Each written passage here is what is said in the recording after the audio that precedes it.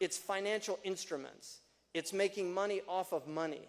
This is the economy of America. And it's an economy that takes wealth away from the middle people and increasingly to the upper echelons. There's a Wall Street Journal op-ed writer who's been covering the wealthiest people. He wrote a book called Richistan. Richistan, like Pakistan, but it's where rich people live. There's some rich people in Pakistan, trust me. Because if you want to talk about wealth moving up, right? But he wrote a book called Richistan, and what he shows in that book, he had lower Richistan, middle Richistan, and upper Richistan. And then in upper Richistan, he had a town called Billionaireville, a population of 1,230 people. Those are the people that are billionaires. They have half of the wealth of 3 billion people on the planet. Half. 8 trillion people, $8 trillion, half of that goes to 1,230 people, and the other half goes to 3 billion people. You think about that. The inequity that exists today on this planet, and we're part of it. And I'm going to just tell you a few things, and I'll close out with this. I'll tell you a few things. One, historically, the Muslims had something in that, you know, when a merchant comes into town, you don't have to ask where they got their goods from. This is what the fuqaha taught, you know, that there's bara'a and asliya, and if it's a halal thing to purchase, you don't, لا تسألوا عن أشياء تبدى لكم تسؤكم. Don't ask about things if you find out it's, you know.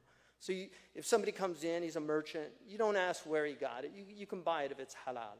That's traditionally how they viewed it. I think in societies where most wealth acquisition was relatively just, that's fine. I personally don't agree with that opinion today for things that we know about and that we're able to do something about. And the single most important thing, I think, to deal with the impoverished conditions that we're living in this country is to begin to empower people to take back their communities. We have to make our own clothes, stop buying clothes that were made in sweatshops. We have to, really, this is what we have to do.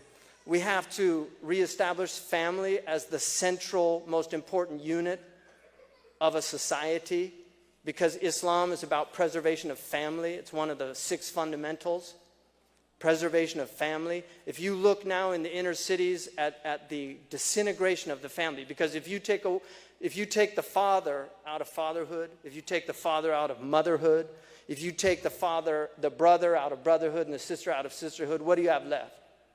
You have the hood. That's all you've got left. That's it.